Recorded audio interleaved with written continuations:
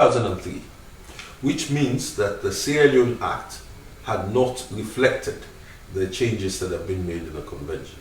So it was important that we corrected that anomaly. And this bill will do that. It will not only reflect what the convention requires us to do, but it will also be aligned with other applicable laws, like, for example, the Anti-Corruption Act.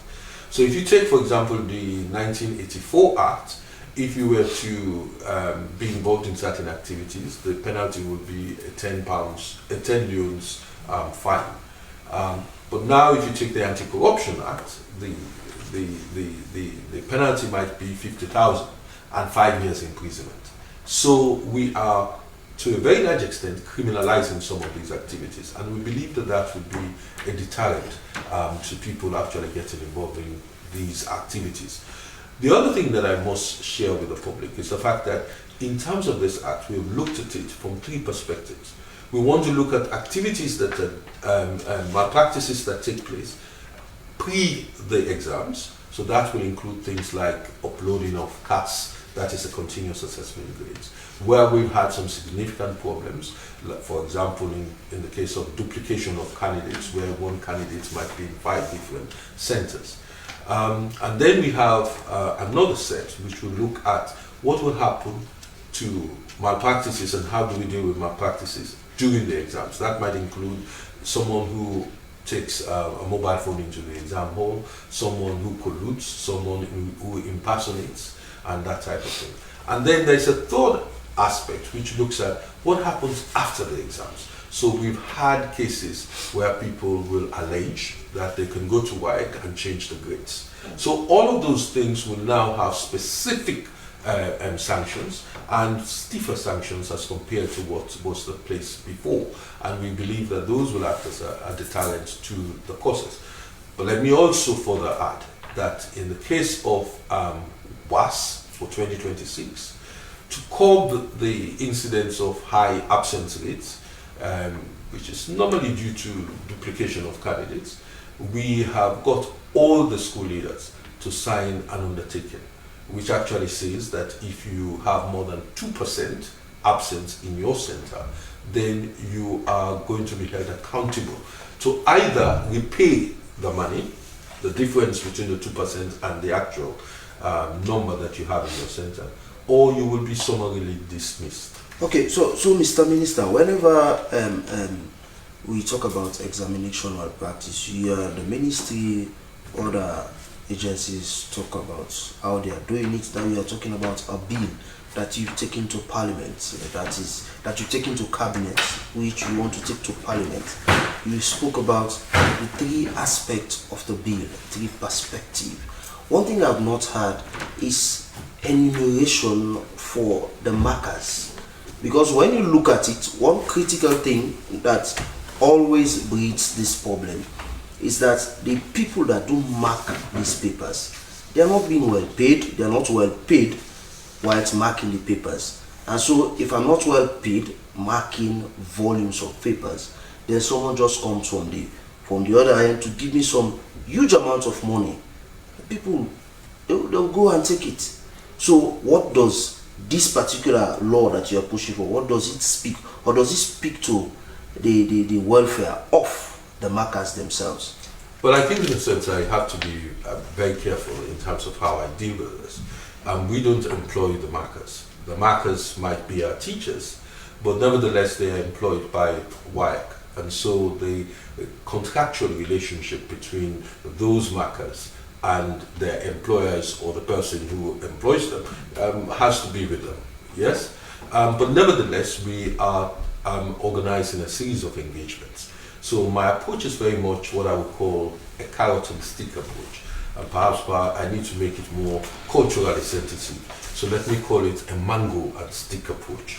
So the mango is for us to engage with the general public and ask everybody to be better citizens and making sure that they are aware that education is everybody's business. So yesterday I met with the Minister of Information and Civic Education and his team And what we are trying to do is to put together a campaign which will deal with that. You may recall that when His Excellency made a statement about the exams and WAEC in particular, he spoke to the Minister of Information. So we are collaborating on that, and I think by the end of this week we should have that campaign, at least a plan for the campaign. Obviously it needs to be funded, because we will have to engage in various levels of media to make sure that it gets to the last mile. But in addition to that, we are also engaging WAEC. So going back to the question of payment of those markers, I think part of that engagement might deal with that. You think, does this include it? Or are you sure? Because this, if you've been a teacher before, and you're an educationist, you understand what I'm talking about. Yeah. You know, marking these papers, you've marked them before. Marking these papers, it's very it's not easy. You understand? And this is the concern among markers, examiners, these teachers, saying that they are not being paid well. In fact, now even you can agree with me now, even WAEC is now constrained to even get more markers, because people are shying away from marking these papers because they are not being paid well. And in fact, even when they mark, their money does come on time. Well, I was very careful in my choice of words. As I'm not the employer, I cannot say to you for certain that their wages will be increased. But you have the power to push the employer to do the right thing. No, of course. I think in a sense part of that dialogue will be for us to make some recommendations to WAEC as to how we see what we think they can do to address some of these issues. But you can also include the invigilators, because when they go into these halls, they collect monies from these children so that they can have the leverage to spy. Okay, so in the case of invigilators, and this is something that we were discussing at the ministry yesterday. Now, a decision was made at the leadership level that the only invigilators that we should make use of, because invigilators are teachers, should be those invigilators that are underpaid. Yes? But we are engaging with the National Council of Conference of Principals to ensure that we can enforce this. Okay. Yes? So, but let me also just go back to this. There is a fundamental thing that I think we need as part of that civic engagement. I think this notion that we are associating pay to how people behave, and in particular how people decide to break the law or not break the law, I think it's something as a nation we need to address. So my parents were teachers. They worked at the time in the 80s when they went 3 months, 4 months without pay. But as far as I'm aware, they were not involved in any corrupt practices. One might argue that the economic situation then, well, I now,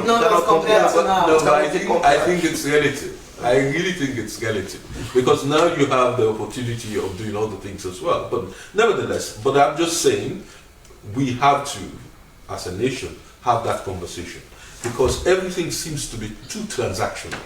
And when things become too transactional, we have the sort of malaise that we currently are faced with. Okay, thank you very much. Is Conrad Saki, the Minister of Basic and Senior Secondary Education. He has been taken also as the Minister of Basic and Senior Secondary Education as we schedule the 2026 Basic Education Certificate exams, and also is spoken on the plans by the Ministry in curbing examination malpractice. Well, we'll take a health tip of today, and today we'll look at debunking nutrition myth. Eating healthy on a budget to reduce food costs while maintaining nutrition grocery shop with a plan. Prioritize buying lean meats and fresh fruits and veggies. Look for budget-friendly staples like frozen and canned produce, beans, oats and rice. Limit sugary drinks and snacks. Let us watch and learn from a health tip of today. Now, overall food costs have increased. So we are fighting with just generally an inflation in food costs. So this is a good time to really evaluate what you're purchasing week by week. Looking at your grocery list and screening out some of those items you may not need or may not be serving you appropriately nutritionally. So I usually start there, looking at beverages. sugar sweetened beverages specifically that you may not need, snack foods that you may not need, condiments that you may not need, things like that, because most of our nutrition is going to come through our food. Now, any milk or milk alternatives would be a good choice to add to your grocery bill. Any yogurt drinks, anything you might want to utilize to make a smoothie or a protein shake would be a great choice from a beverage standpoint. If you're a coffee drinker, I think that's fine. So top priority looks at lean sources of protein. A combination of different sources of protein are going to give you the most nutrient benefit, but also be the best on your budget, because we know meat can be expensive. So if you offset some of those meat protein sources with plant-based sources, that could be legumes or eggs, beans, tofu, even dairy sources like cottage cheese and Greek yogurt, then we can have a good variety of protein and save some money. And next would be fruits and vegetables. So fresh produce, that's very important. If you're not able to purchase fresh produce just due to the cost, frozen produce is a great alternative. And you can tend to buy them in big bags and they can last a long time and you can save some money that way. With veggies, canned veggies are just fine as long as they're again drained and rinsed. Canned beans are very economical and a great way to get in plant-based protein. I'm a huge fan of bulk shopping. There's many grocery stores that you can do some of that bulk shopping, looking at some of your grains and dry goods to bulk. So oats or brown or wild rice, dried whole grain pasta. The biggest thing with budgeting is planning ahead.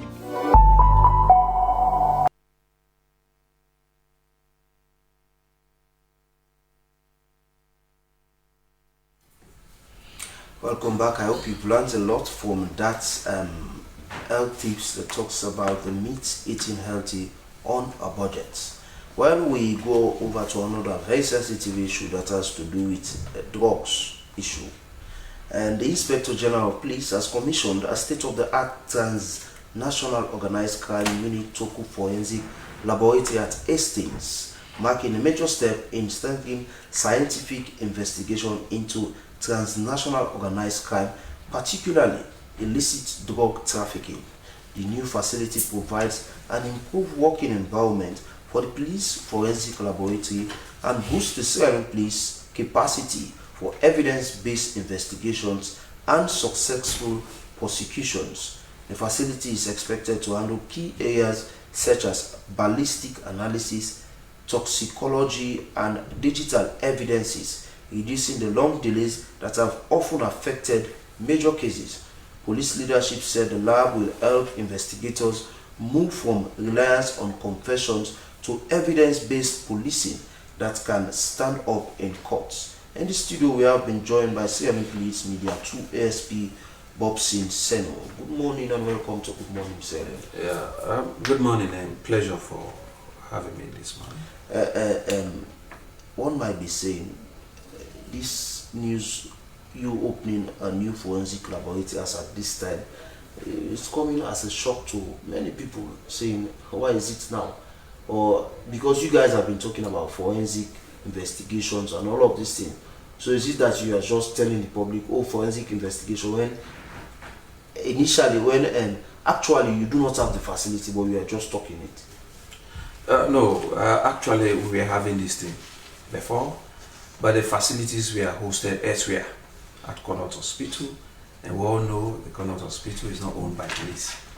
So it's like a dream come true on the side of the Inspector General of Police, and also a huge success for, the entire security sector. Because when we talk about transnational organized crime, it's a combination of all security forces who are also working there. So when the IGP assumed leadership of policing, he decided to say, I really want to develop the capacity of our personnel, because we want effective service delivery. And the only way to achieve this one is to provide the requisite training, skills to those police officers. And also look at infrastructural development to say, we have the manpower, let us develop this manpower and let us look for a conducive place where we can host our own facilities to have absolute domain over it. For instance, we want to go to Colorado Hospital, where previously those items were. From Toko to that place is also a very far distance. From CID also to that place is also a distance to be covered. And you look at as and when we want those things. So he decided to say, let us construct our own, facilities to host all those things. Now we have the manpower. Now we have trained and qualified police officers to do, this forensic analysis. It is, good or timely for us to have these things. So that necessitated the construction of that building at Tuku, Hastings now. So what difference will this create for your fight against transnational organized crime? Well, it helps to also strengthen the criminal investigation, because when we're talking about transnational organized crime, we also look at other cross-border related activities. One, we have an analysis on some of those things, arms, to be ascertain if this is arms, this is weapon, the ballistic side, which categories. We also look at fingerprints. We also look at other tangible things that require, forensic analysis. So having these things or put these things in place will now help, one, to speedily investigate cases, because we are not investigating based on speculations, but we look at things based on the forensic point of view analysis to substantiate the fact that it is. Link this evidence to the suspect is also key in investigation. So it's a very huge success story now on our own side. It's also going to enhance the administration of the justice systems, because the justice system itself is kind of three parties involved. The bulk of the things start with the police, from the detection of crime. We apprehend, we investigate, we charge and prosecute to court. Where the courts now look at the merits part of these things, and then if there is conviction, then the correctional now step in. So it's also a huge success on that one. So SP, despite you do this ballistic analysis, we are concerned about it, but currently the concern is tackling illicit drug trafficking. This your forensic lab, does it have the capacity to really pinpoint a particular drug to say, okay, we've captured this particular thing during a forensic auditing, we discover that this is cocaine or this is kush? Does this lab has that capacity to determine the exact drug? Yes, sir. It has that capacity. Of course, we have been using these things the same way at Connaught Hospital. We have been doing this. And during the opening, the IGP talked about over 200 and something cases successfully, convicted at high courts based on this new, trend and new trained, qualified head of the forensics, lab now managing this equipment. So we have categories of drugs, that we also ascertain based on the trace, based on the analysis. We do. So do you have the technicians with the necessary know-how to pinpoint, put out some of these things as mentioned by the manual? Are they police officers or are they doctors? No, we have those police that officers. are going to be in the lab. They are police officers. We have police officers. We have doctors. You go now to police training school. We also have doctors. We have lawyers. We have different professions. So we have ASP Stevens. He's the head. He's trained. We have provided the necessary training both locally and internationally. So he is doing that one. He's the only competent one we have to ascertain whether this is drug, classification of drug, cocaine, tramadol, or any other, So, Mr. Senu, let's talk about the credibility of the individuals that will be manning this place, because putting out some of these things and then maybe someone challenge that in court and then they say, okay, let's go seek for second opinion. Then the second opinion speaks otherwise. So let's talk about the credibility of the individuals that are going to be handling or manning this place. Yeah, well, in policing we have regulations govern we. Those regulations are strictly, adherence to by every police officer. For instance, we have what we call failing to perform your beats. If I have been assigned to these particular areas to do what's required me as a police officer to do, if I do otherwise, I will be investigated by the CDID, which is Complaint Discipline Internal Investigation Department. So those police officers are trained specifically for that. They are equal to the task. They have been doing it, and they have proved so many cases to court. Recently, there was this drugs arrested at in Bo. There's this checkpoint in Bo, Fala checkpoint in Bo. The guy was asked, "Your resident?" He showed residing at Pandemba Road. So during the course of the investigation, we also established another resident, of which he failed to mention during the course of the investigation. Okay. And the police went there at what lose the issues. They discovered a huge quantum of these things. So they took these things to the lab there. They were able to prove and even relate to the man that was arrested at Fala checkpoint. So these are also the complex cases we have proved. These are also issues we have made known to the general public. So we have the caliber of trained and professional police officers who are also ready to execute. So ASP Robinson, we cannot let you go without you telling us what's the present security situation in Sierra Leone, and what has been the efforts by the Sierra Leone police in tackling drugs, because you can agree with me that drugs has been the order of the day in Sierra Leone. So what has been your movements in tackling drugs? Yes, security situations across the country is relatively calm and quiet. For drug issues, the way you see the previous one, when you go out there, you see people dancing like zombies, no longer happening. No, it's still happening. The magnitude. The magnitude. Because you're not moving around. The locations have been changed. Now you are talking. Because maybe the location has been changed. But that is also key. And that is why we want the general public to also join the Sierra Leone police. Because we look at the number of police, it's not commensurate to the people we are serving. We are not everywhere at the same time. But if you are seeing, it is incumbent on you to tell us. You understand? But we have made huge success. We have done a lot. And that is why we have even the task force established. We are also helping the police. We have found that, the TOCO is not only totally, entirely run by police. We have other security forces who are also there. We even have people who are not police officers, who are not security personnel, but they are there supporting the fight. So we call on the general public to assist. One, sharing relevant and timely information to the police will respond to some of those things. But we have made huge success in terms of combating drugs across the country. Okay. Thank you. You do agree? Yeah, thank you very much. That one is, I don't want to agree with you, because some people might have their own thoughts saying that, so I'm not going to agree with you. Thank you very much. Is ASP Bob Sinseno, the Sierra Leone Police Media 2, has been talking about the forensic laboratory that they now have at Toku in Hastings. So they are now in a better position to analyze things for themselves without the hassle. But we still have with us the Minister of Basic Education. And Mr. Minister, before we let you go, you've spoken about the different things.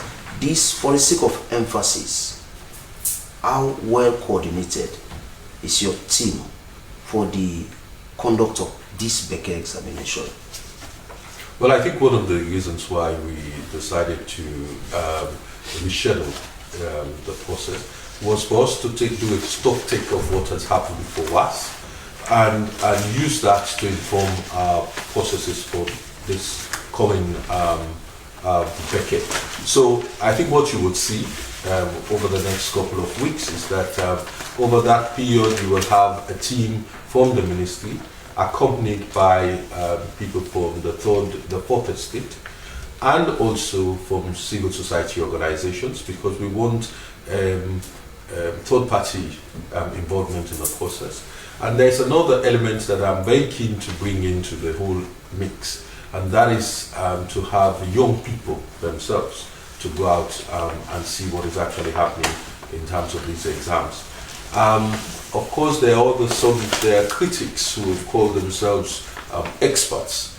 I think the more of them will get involved in the process, and including parliamentarians as well, to be part of this process. So we've put together a team, and we are working on the budget at the moment to make sure that we are better placed to do this. But there are some other new considerations that we are taking on board. We are engaging with the Conference of Principals to see whether we can have the invigilators being staff that are on the payroll. Okay. But there are other issues that I don't want to mention to the public at this point. So quickly, let's talk on the issue of failure with regards English language, because Yes. not only for NPSC, Becker and WAS, there's a huge increase in failure of English language. What has been the efforts by the ministry in ensuring that that particular area, because English is a core subject for students to go to pursue other courses in university? Well, I think that you're right. I think when I announced the results last year, I made a commitment to the general public that the ministry will take a proactive stance on this. So this year we have convened a national dialogue, and there is a plan which has been drawn up to make sure that we put modalities in place to see how we can support our kids to make sure that they are better prepared for the English exams. But in the long term, the government has made foundational learning its priority policy, and that is actually tackling that problem in the first 4 years of primary school, which will have an effect in future years as they move or progress through the educational system. And that is the key to it.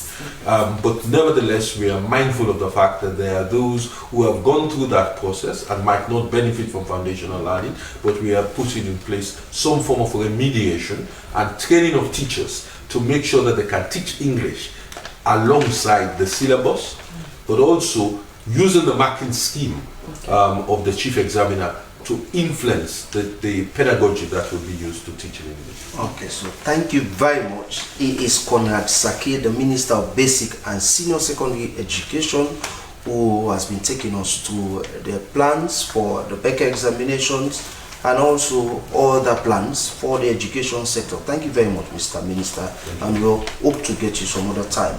Well, as we move order to another segment in this Good Morning Salon show, which is the review of the headlines of our local tabloids, I start the ball rolling with the Daily Mail newspaper that says, as he calls for global cooperation against drug trafficking, President Bill strongly rejects narco state narrative. Just in, Sierra Leone experienced a 23% growth in aviation passenger arrivals in Q1. ECOWAS summit countdown, 5 days to go as 15 brand new executive vehicles land in Freetown. These stories plus more you find in the Daily Mail newspaper. In the newspaper banner headline says President Bio's remarkable West African legacy.